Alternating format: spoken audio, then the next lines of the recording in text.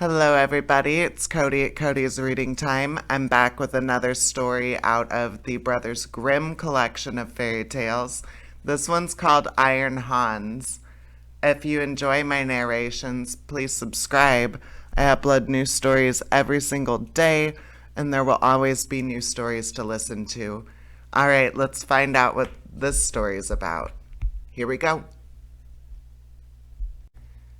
There was once upon a time a king who had a great forest near his palace, full of all kinds of wild animals.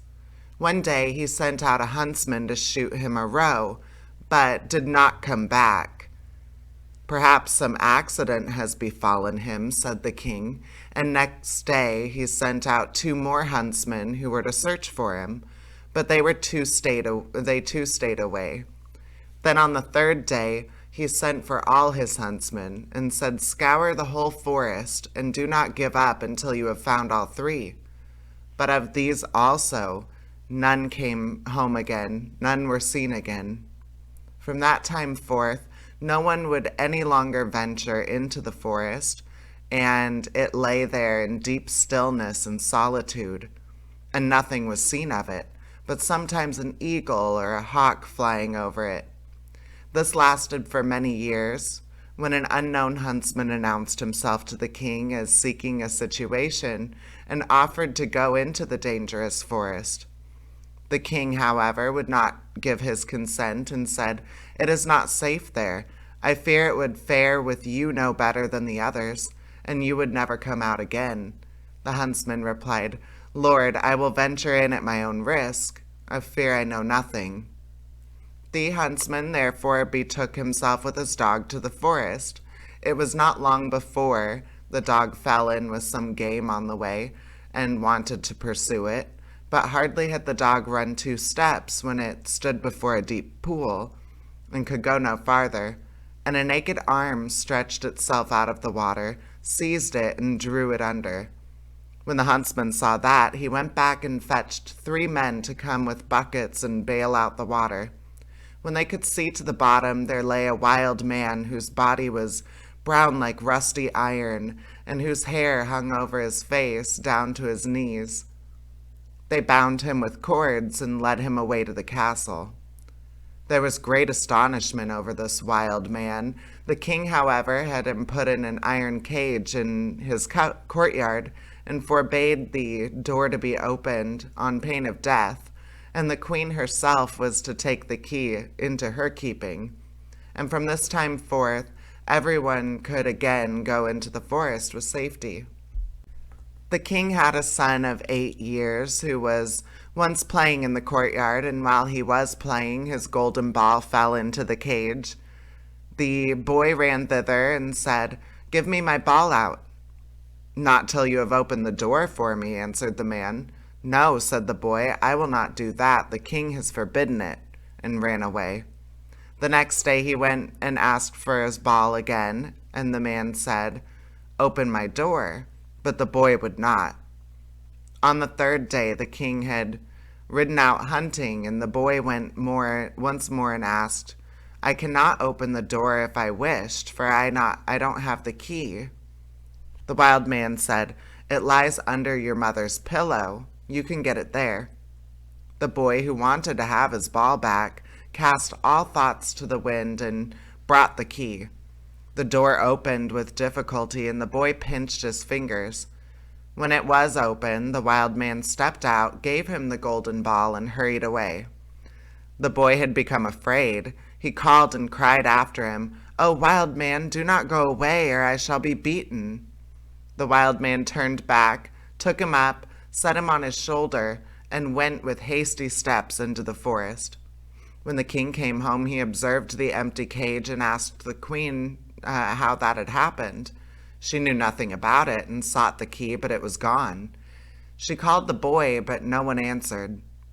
The king sent out people to seek for him in the fields, but they did not find him. Then he could easily guess what had happened, and much grief reigned in the royal court.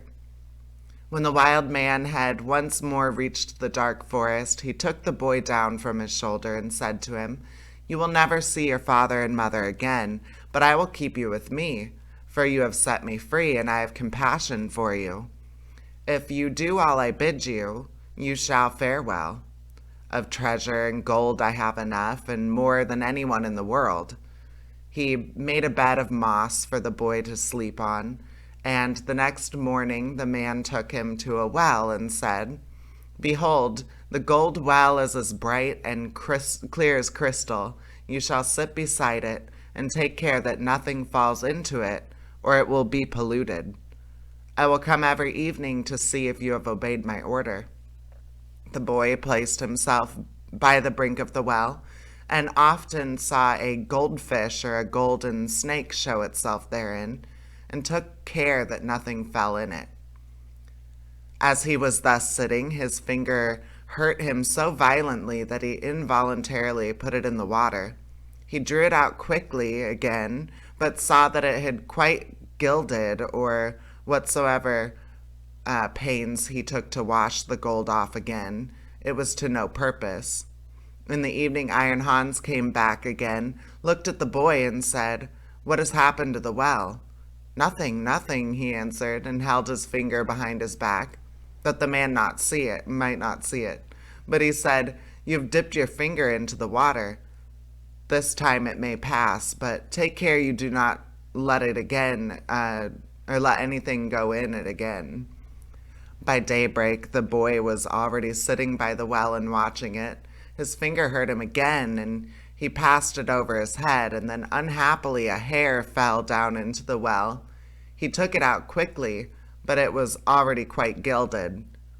Iron Hans came and already knew what had happened. You have let a hair fall into the well, said he.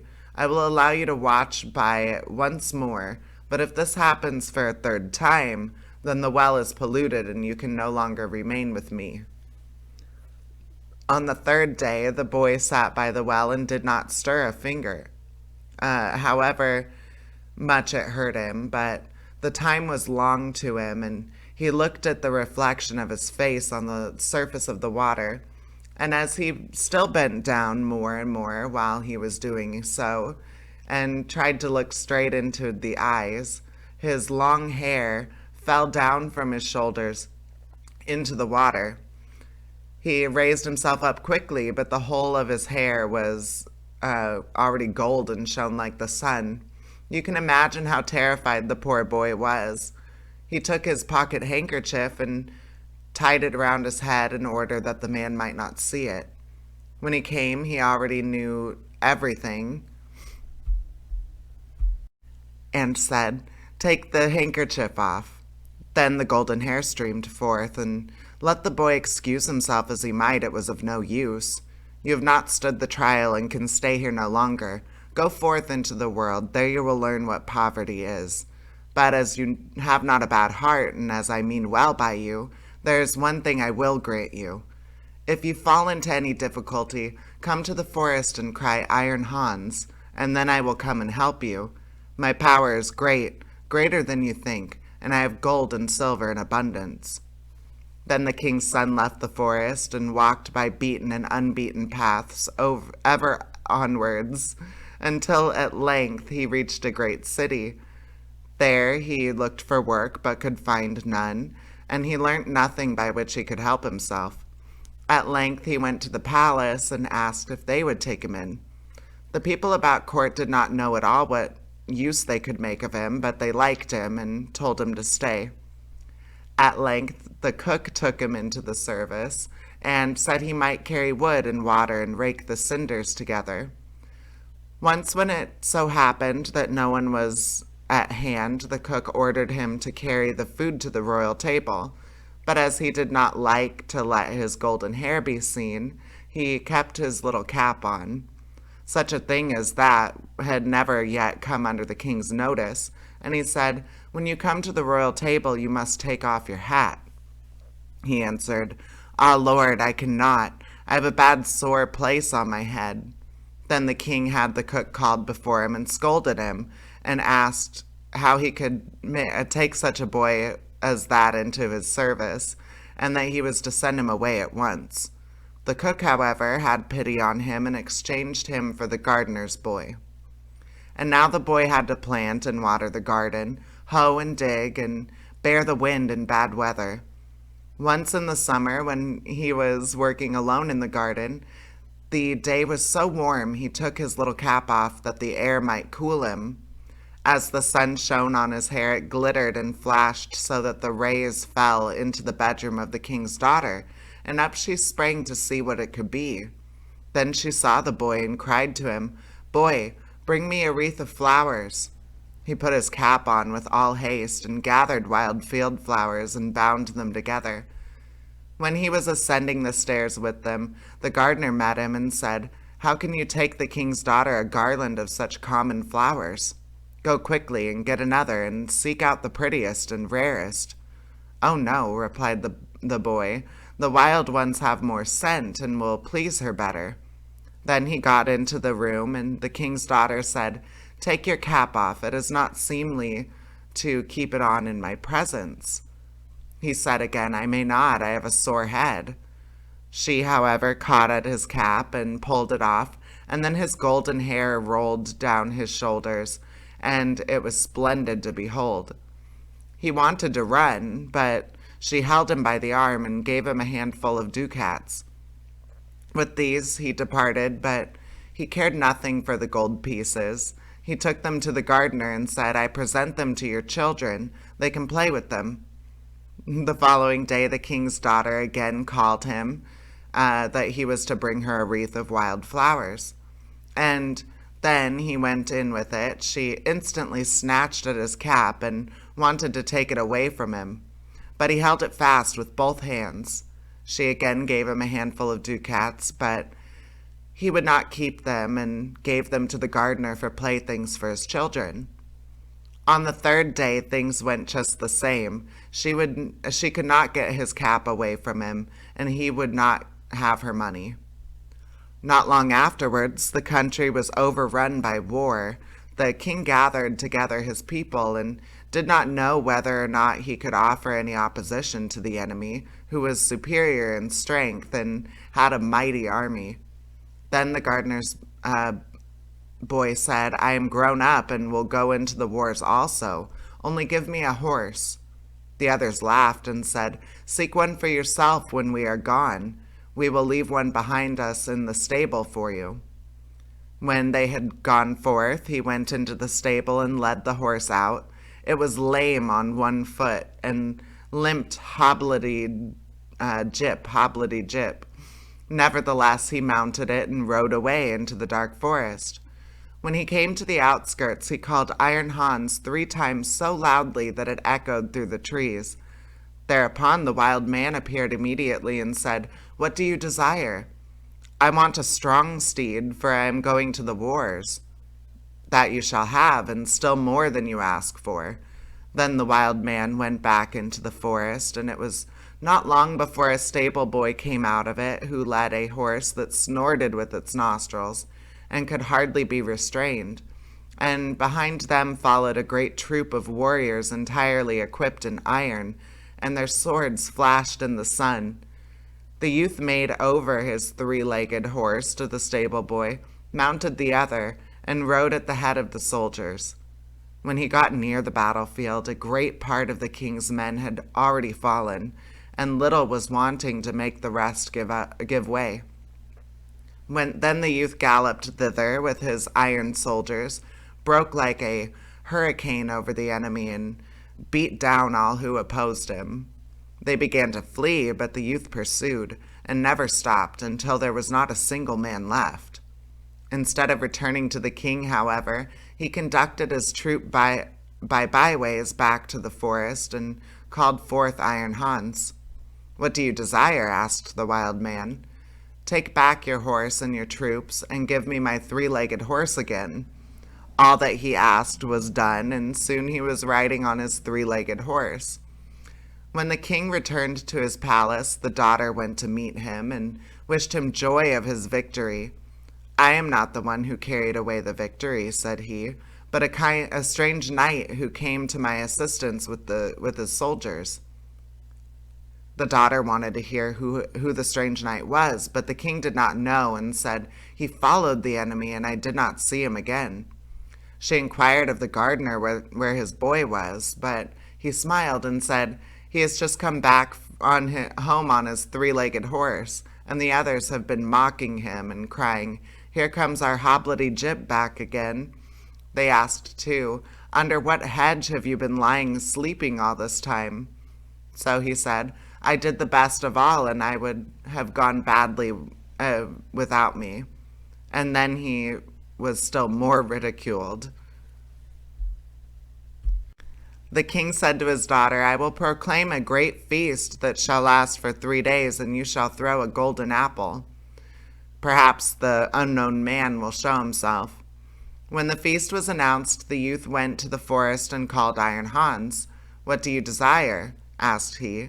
"That I may catch the king's daughter's golden apple." "It is as safe as if you had it already," said Iron Hans. "You shall likewise have a suit of red armor for the occasion, and ride on a spirited chestnut horse." When the day came, the youth galloped to the spot, took his place amongst the knights, and was recognized by no one. The king's daughter came forth and threw a golden apple to the knights, but none of them caught it but he. Only as soon as he had it, he galloped away. On the second day, Iron Hans equipped him with a white knight, or as a white knight, and gave him a white horse. Again, he was the only one who caught the apple, and he did not linger an instant, but galloped off with it. The king grew angry and said, "That is not allowed. He must appear before me and tell me his name." He gave the order that if the knight who caught the apple should go away again, they should pursue him, and if he would not come back willingly, they were to cut him down and stab him. On the third day, he received from Iron Hans a suit of black armor and a black horse, and again he caught the apple. But when he was riding off with it, the king's attendants pursued him, and one of them got so near him that he wounded the youth's leg with the point of a sword. The youth nevertheless escaped from them, but his horse leapt so violently that the helmet fell from the youth's head, and they could see that he had golden hair. They rode back and announced this to the king. The following day, the king's daughter asked the gardener about his boy. "He is at work in the garden. The queer creature has been at the festival too, and only came home yesterday evening. He has likewise shown my children 3 golden apples, which he has won." The king had him summoned into his presence, and he came and again had his little cap on his head, but the king's daughter went up to him and took it off, and then his golden hair fell down his shoulders, and he was so handsome that they were all amazed. "Are you the knight who came every day to the festival, always in different colors, and who caught the 3 golden apples?" asked the king. "Yes," answered he, "and here the apples are." And he took them out of his pocket and returned them to the king. "If you desire further proof, you may see the wound which your people gave me when they followed me. But I am likewise the knight who helped you to your victory over your enemies. If you can perform such deeds as that, you are no gardener boy. Tell me, who is your father?" "My father is a mighty king, and gold have I in plenty as great as I require." "I well see," said the king, "that I owe you my thanks. Can I do anything to please you?" "Yes," answered he, "that indeed you can. Give me your daughter to wife." The maiden laughed and said, "He does not stand much on ceremony, but I have already seen by his golden hair that he was no gardener's boy." And then she went and kissed him. The father and mother came to the wedding and were in great delight, for they had given up all hope of ever seeing their dear son again, and as they were sitting at the marriage feast, the music suddenly stopped. The doors opened, and a stately king came in with a great retinue. He went up to the youth, embraced him, and said, "I am Iron Hans, and was by enchantment a wild man, but you have set me free. All the treasures which I possess shall be your property." And that is the end of that story. I hope you enjoyed it. And please subscribe. I upload new stories every single day. There's always going to be something new to listen to. And I hope that you have a great day and take care. All right, bye bye.